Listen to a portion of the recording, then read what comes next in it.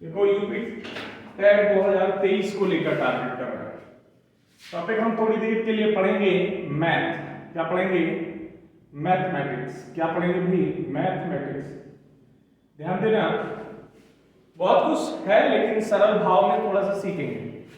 जैसे आप थोड़ा सा संख्या पद्धति के बारे में हम बात करेंगे, बहुत छोटा और धीरे से बताना है, आराम से पढ़ना, समझ में आएगा।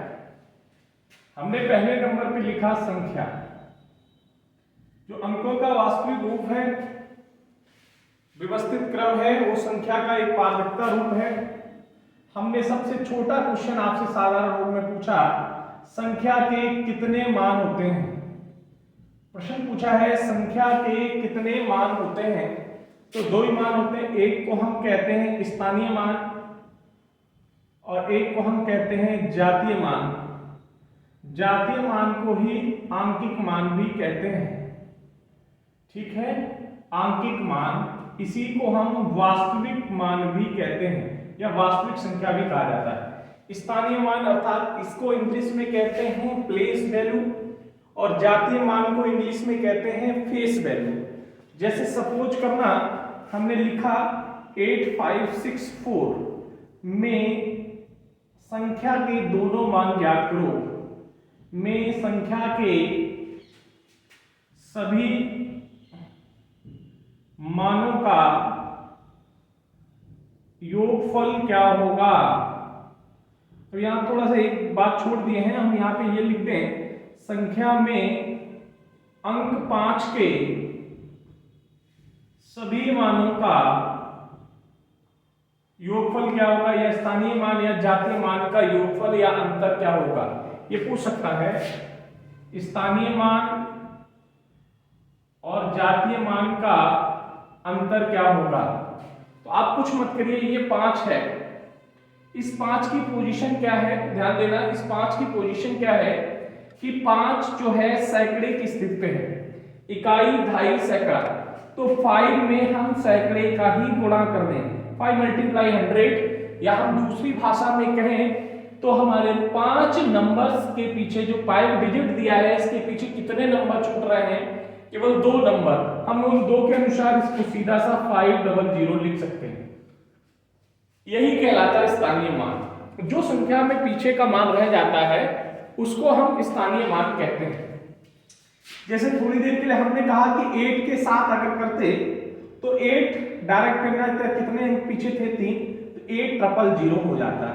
यह कहलाता है संख्या का स्थानीय मान। यह क्या कहलाता है? संख्या का स्थानीय मान। हमने स्थानीय मान तो निकाल लिया, अब हमको पूछा क्या है? जातीय मान। तभी तो अंतर ज्ञात कर पाएंगे डिफरेंट प्लेस वैल्यू और फेस वैल्यू का। जब ही ज्ञात करेंगे जब हमें प्लेस वैल्यू और फेस वैल्यू दोनों पता होंगे।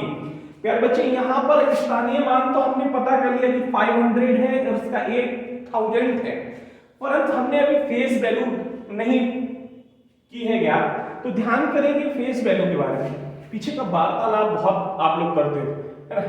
फेस वैल्यू के बारे में बात करेंगे तो ध्यान देना, 5 का फेस वैल्यू 5 ही होगा। माइनस कर दो 495, बेटा 8000 में 8 माइनस कर दो 7992। ये आपका मान आ गया। कहीं पर कोई समस्या आ रही है कर लेंगे, चल।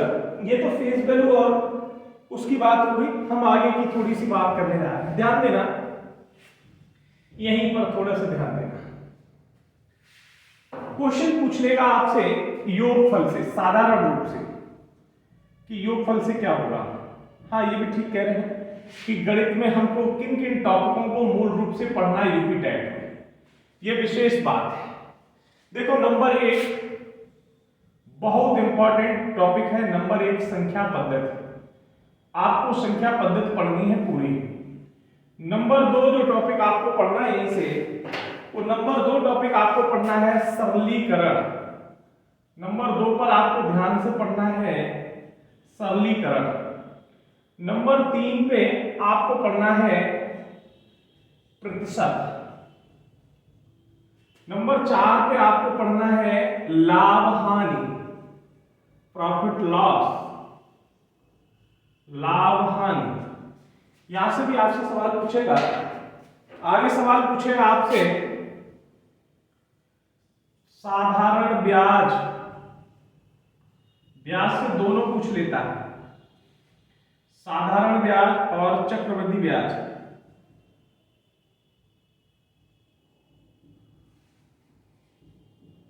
और इसी के साथ ये दोनों पूछ लेता है। इसके साथ आपको पढ़ना होगा कार्य समय, कार्य समय में ही आपका पाइप टंकी भी कवर हो जाएगा।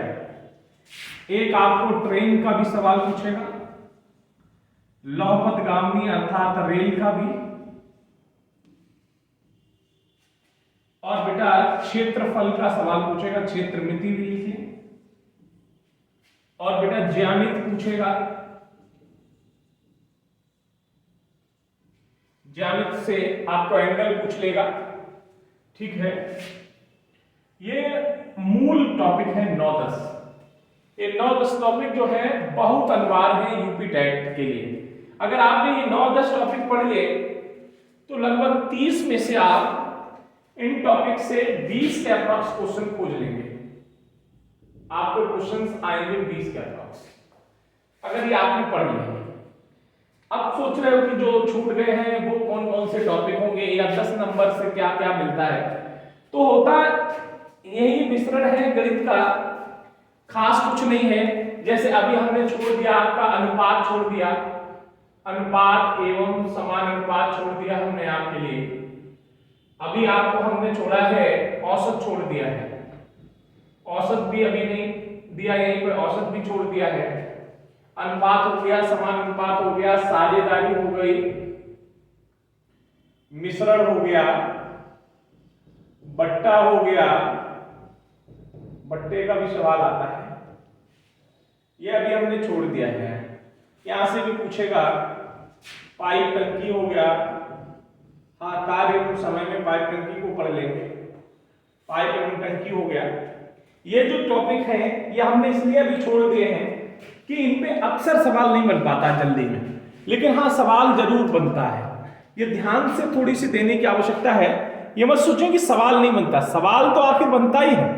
सवाल बनेगा तभी आएगा, सवाल नहीं बनता तो आता ही नहीं। तो इसलिए सवाल तो बनता है। आखिर आपको दिमाग में बहुत ही ये मानकर चलना है कि सबसे ज्यादा हमको ध्यान देना तो वो इस टॉपिक पे ध्यान देना है। इस टॉपिक को आपने विधिवत पढ़ लिया तो ये सारे टॉपिक आप विधि विधान से पढ़ सकते हैं, किसी भी टॉपिक में कोई समस्या नहीं आएगी। एक एंगल कोण निकालने का बहुत सरल आता है कि परिधि पर कोण क्या होगा, केंद्रक का कोण क्या होगा, है ना। स्पर्श ज्या का क्वेश्चन भी पूछ लेता है। जूनियर तक में भी काम आपको बेहतर करेगा।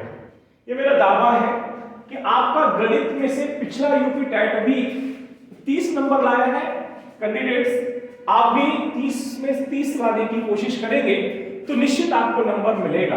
हालांकि टॉपिक हमने अभी कम लिखे हैं, लेकिन इन टॉपिक से पढ़ने के बाद अन्य जो टॉपिक होंगे वो आपको आरामदायक और सुविधाजनक लगेंगे। ये बेहतर टॉपिक है और पढ़ने में बहुत सुंदर लगते हैं, बहुत सरल है, आप देखकर इनको हल कर सकते हैं। बेटा वैसे तो स्टॉप नहीं है, वर्गमूल घनमूल नहीं है, लेकिन फिर भी हम लोग पढ़ लेते हैं कि सरलीकरण में यह काम करता है, सरलीकरण में यह काम करता है, इसलिए हम इसको पढ़ लेते हैं।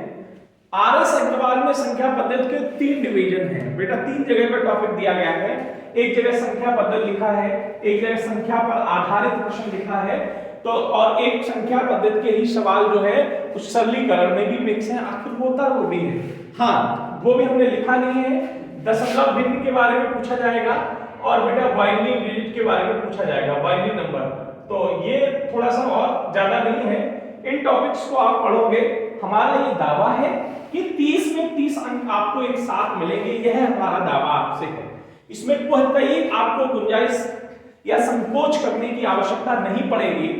हमारा ये प्रयास विगत वर्षों से रहा है, अग्रिम वर्ष में भी यही है, अग्रिम परीक्षा के लिए भी यही है कि आपकी संस्था का गौरव जो है, जिस वजह से बना हुआ है, जिसकी पहचान है क्षेत्र में, उस क्षेत्र को विधिवत, क्षेत्र की पहचान को विधिवत सुरक्षित रखा जाए, है ना। तो ये प्रयास है, आशा करता हूं कि विधिवत आपको मिलेगा। अभी तक के सौभाग्यपूर्ण रिजल्ट में 1-2 कैंडिडेट ऐसा हो जिसका लक खराब हुआ हो, एक आध नंबर से बैक हुआ हो, वरना स्कोर में कभी भी कोई स्टूडेंट बैक नहीं हुआ है, 100% रिजल्ट दिया है।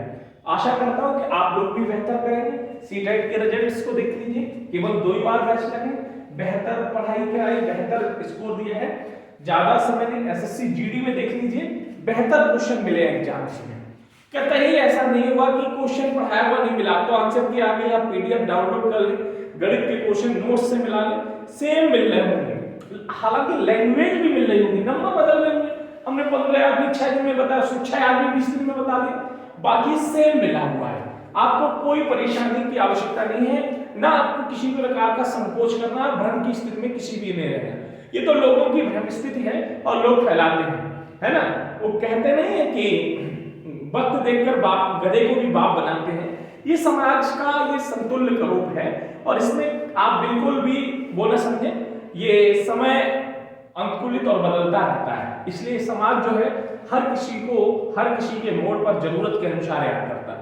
आप समझना है, हम इन टॉपिक को विधिवत पढ़ाएंगे। हालांकि हमारा समय आपने आप इसी में निकाल दिया, बहुत कुछ पढ़ाना चाह रहे थे, पहले आपने